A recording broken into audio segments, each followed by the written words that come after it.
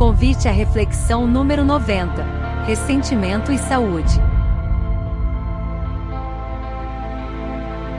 Olá meus amigos, meu nome é Leandro e o convite à reflexão de hoje é baseado no capítulo A Tragédia do Ressentimento do livro Momentos de Saúde e de Consciência de Divaldo Franco pelo espírito Joana de Ângelis.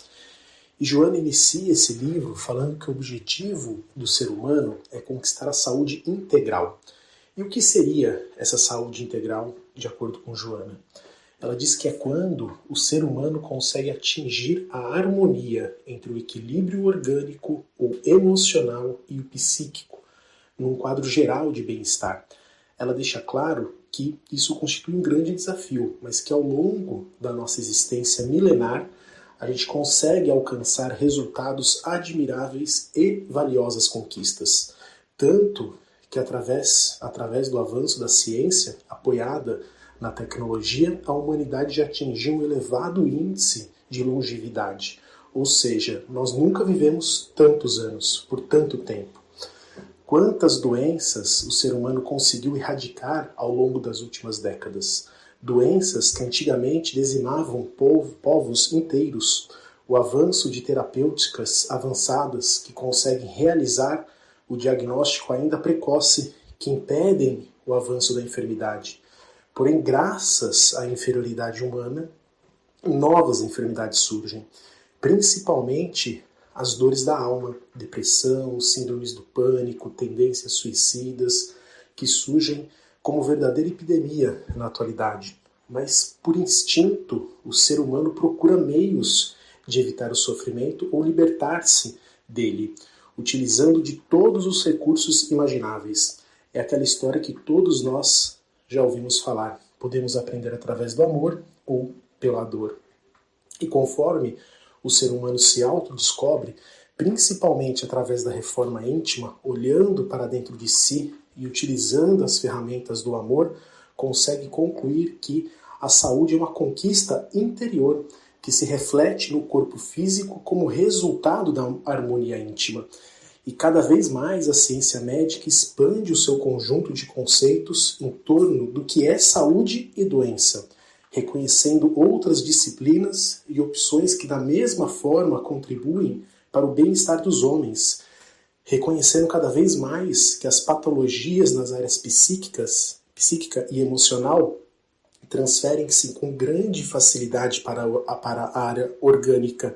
A mente desequilibrada desarmoniza também o corpo físico, abrindo brechas para a instalação de doenças variadas. Quando alterado, através do pensamento destrutivo, o equilíbrio energético que mantém o funcionamento e harmonia das células físicas, o nosso sistema imunológico está, na verdade, sofrendo verdadeiro bombardeio de descargas mentais, destrutivas, deletérias, como verdadeiras bombas que são arremessadas e que alteram todo o equilíbrio do nosso corpo físico, permitindo assim a instalação e o desenvolvimento de moléstias graves.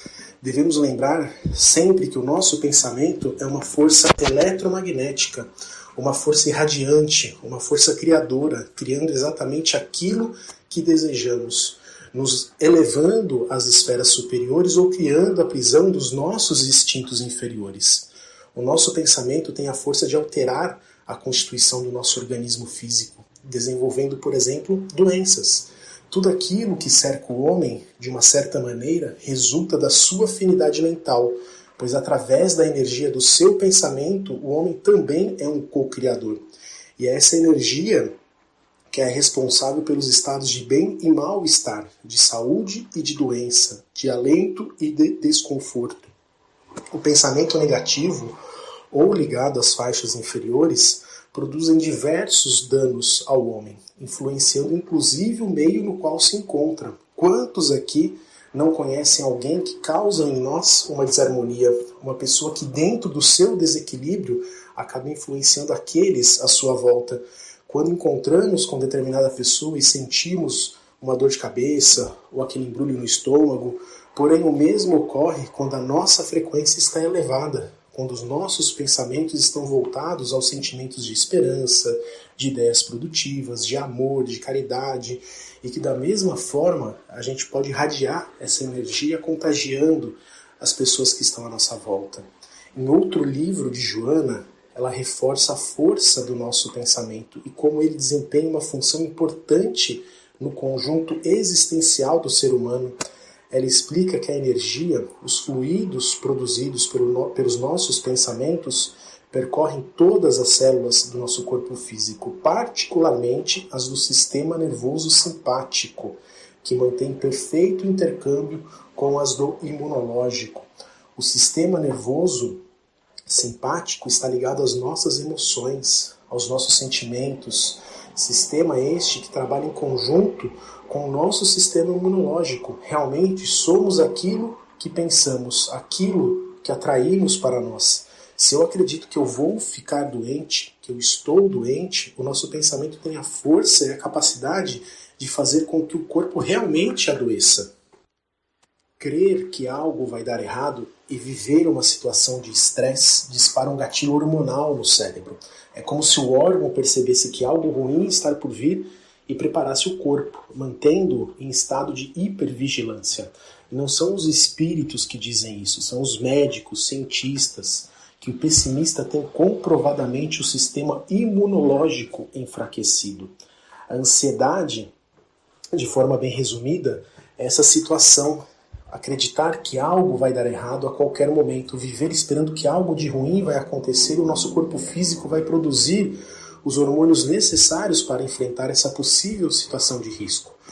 Por exemplo, um exemplo que eu sempre dou nas aulas, eu vou acampar em um dos passeios que eu tenho, encontro ali um animal, uma onça, e imediatamente o meu sistema nervoso simpático vai começar a produzir os hormônios necessários para que eu consiga sair daquela situação de risco o mais rápido possível. O meu coração vai acelerar, os batimentos vão aumentar, os meus músculos vão se enrijecer, o meu pulmão vai trabalhar de uma forma mais intensa, serão produzidos os hormônios como o cortisol e a adrenalina.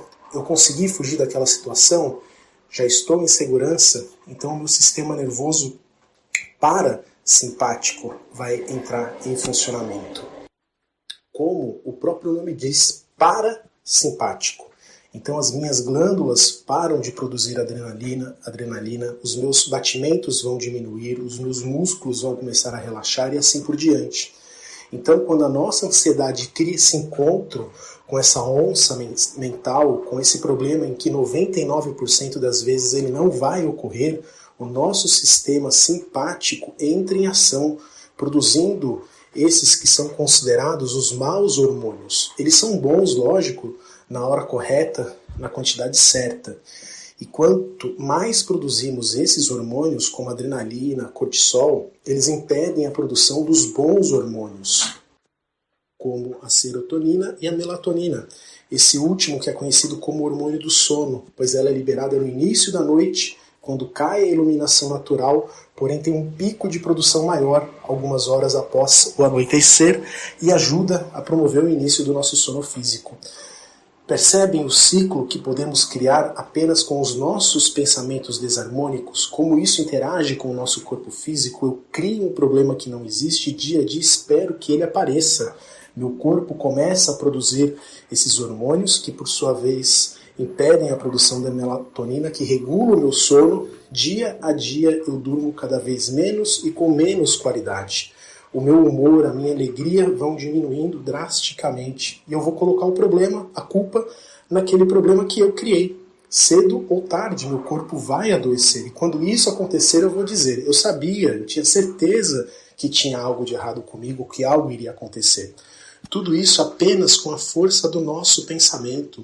Não à toa, Jesus nos ensinou, vós sois deuses, podem fazer o que eu faço e muito mais. Por esse motivo se faz urgente estabelecer um novo tempo, um tempo de responsabilidade, no qual o ser humano possa, de maneira lúcida e equilibrada, reconhecer a importância da conduta moral e mental equilibrada, da necessidade da harmonia através da prática do amor.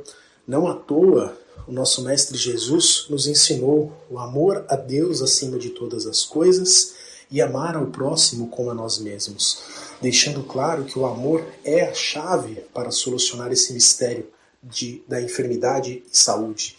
E na codificação, Allan Kardec vai um pouco mais além, atualizando o pensamento do mestre e estabelece na caridade a terapia para a paz e o modelo de aplicação correta para essa proposta de amor.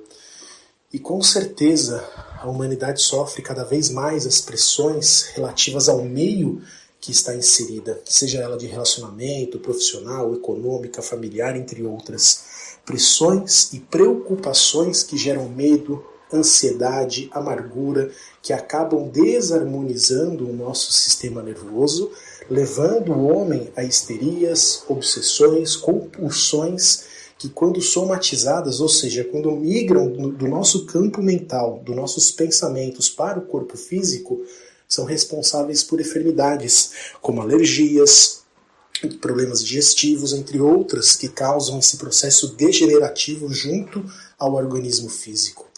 Existem ainda aquelas pessoas mais sensíveis, de temperamento mais frágil, que quando sob pressão, de forma inconsciente, ativam um mecanismo de fuga, às vezes caindo em uma depressão ou até mesmo recorrendo à violência como forma de defesa.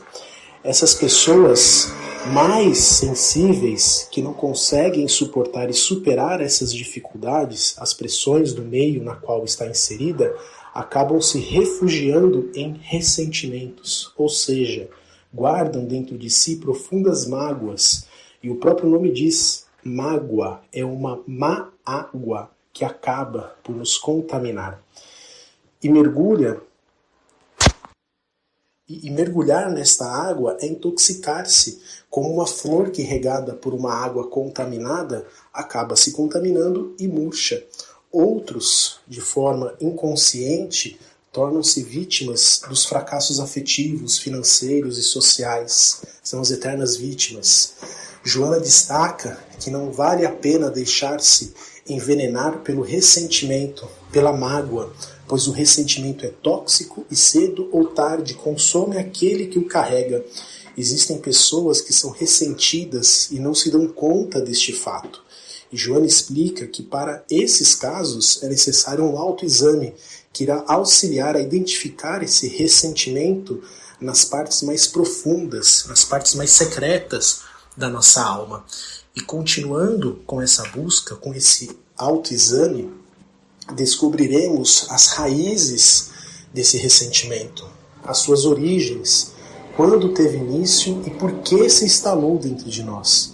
E o principal que Joana reforça é que quando conseguirmos realizar essa análise profunda, identificando que somos sim pessoas ressentidas, identificando as origens dessa desarmonia, ficaremos surpresos em verificar que somos os responsáveis por lhe dar guarida e alimentá-lo, tendo permitido por tanto tempo que esse ressentimento nos consumisse. Aquelas pessoas que foram cruéis conosco ao longo da nossa jornada, sejam eles familiares, conhecidos, seja na infância ou ao longo da nossa vida, não tinham dimensão do que fizeram ou do que estão fazendo ainda. Ainda não despertaram para os próprios desmandos. Muitos sofreram as mesmas agressões e violências quando crianças e hoje apenas reagem conforme foi feito em relação a eles próprios. Joana nos ensina que o primeiro passo será compreender esses irmãos, considerá-los responsabilidade nem esclarecimento, sem má intenção em relação a nós. Isso permitirá compreender e perdoá-los posteriormente, quando finalmente estaremos verdadeiramente libertos dessas mágoas, desses ressentimentos. Quando atingirmos esse objetivo, eliminando essa causa injusta do ressentimento, iremos despertar de imediato em novas paisagens, agora sem sombras, sem mágoas. E para encerrarmos, trago um de tantos diálogos que Joana teve com Divaldo, mas este dentro de tudo que falamos aqui, nesse convite à reflexão sobre as dificuldades, sofrimento, as injustiças, ressentimentos, esses problemas que enfrentamos. Era 1962 e Divaldo passava por uma grande provação. ficando vários dias sem condições de conciliar o sono, hora nenhuma, o que lhe trouxera constante dor de cabeça. Numa ocasião, não suportando mais, quando Joana lhe apareceu, ele lhe falou: minha irmã, a senhora sabe que estou passando por um grande problema, uma grande injustiça, e não me diz nada? Por isso mesmo, eu não te digo nada, porque é uma injustiça, e como é uma injustiça, não tem valor, Divaldo. Tu és quem está dando valor, e quem dá valor à mentira deve sofrer o efeito da mentira. Por que, se tu sabes que não é verdade, por que está sofrendo? Eu já não escrevi por tuas mãos? Não valorizeis o mal? Não tenho outro recado a dar-te. Mas minha irmã, pelo menos me diga umas palavras de conforto moral, porque eu não tenho a quem pedir. Então ela falou: vou dar-te palavras de conforto. Não esperes muito. E contou a seguinte parábola. Havia uma fonte pequena e insignificante, que estava perdida num bosque. Um dia, alguém por ali passando, com sede, atirou um balde e retirou água, sorvendo-a, e em seguida se foi. A fonte ficou tão feliz que disse de si para consigo: como eu gostaria de poder dessedentar os viajantes, já que sou uma água preciosa. E orou a Deus: ajuda-me a dessedentar. Deus deu-lhe o poder. A fonte cresceu e veio à borda. As aves, os animais começaram a sorvê-la e ela ficou feliz. A fonte então propôs: que bom é ser útil, matar a sede. Eu gostaria de pedir a Deus que me levasse além dos meus limites, para umedecer as raízes das árvores e correr a céu aberto. Veio então a chuva. Ela transbordou, a fonte tornou-se um córrego. Animais, aves, homens, crianças e plantas beneficiaram-se dela. A fonte falou: meu Deus, que bom é ser um córrego! Como eu gostaria de chegar ao mar! E Deus fez chover abundantemente, informando: segue, porque a fatalidade dos córregos e dos rios é alcançar o delta e atingir o mar. Vai. E o riacho tornou-se um rio. O rio avolumou as águas, mas numa curva do caminho havia um touro de madeira. O rio encontrou o seu primeiro impedimento. Em vez de queixar-se, tentou passar por baixo, tentou contornar, mas o tronco cercava-lhe os passos. Ele parou, cresceu e transpôs tranquilamente.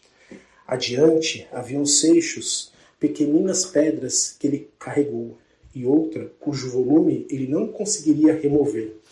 Ele parou, cresceu e a transpôs, até que chegou ao mar. Compreendestes, Divaldo? Mais ou menos. Todos nós somos fontes de Deus, disse ela. E quando alguém um dia bebeu da linfa que tu carregavas, pedistes para chegar à borda, e Deus, que é amor, atendeu-te.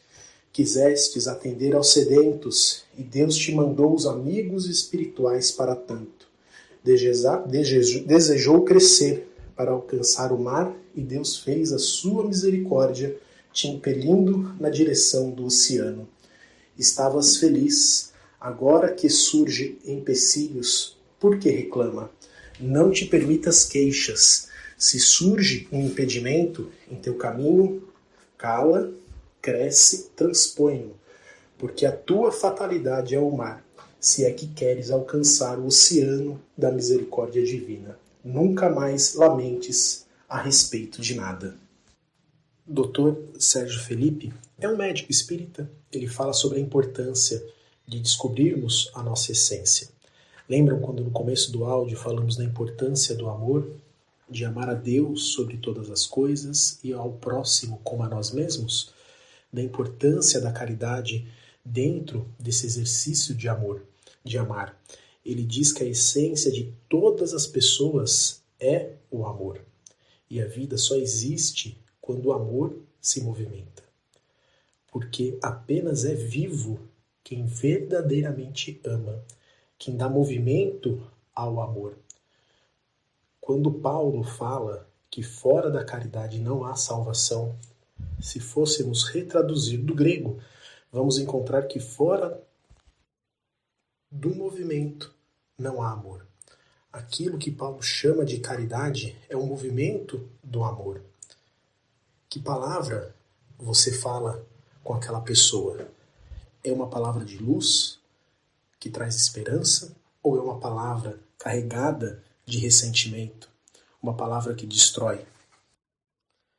Você vai em algum lugar e através das suas atitudes leva o amor ou leva sombra? Eu posso chegar em um local e ver a beleza que existe ali, ou eu posso ver a sombra. Vai depender do que eu enxergo dentro de mim mesmo, porque eu enxergo aquilo que está dentro do meu coração. E existe caridade maior do que a prática do perdão, perdoar aqueles que nos ofenderam, ocasionando esses ressentimentos, essas mágoas, que possamos sempre lembrar o exemplo do nosso Mestre Jesus, que mesmo crucificado pediu ao Pai da vida que nos perdoasse, porque não sabíamos o que estávamos fazendo. Que o quanto antes possamos colocar esse movimento tão importante em ação. Fiquem todos com Deus e tenham uma ótima semana.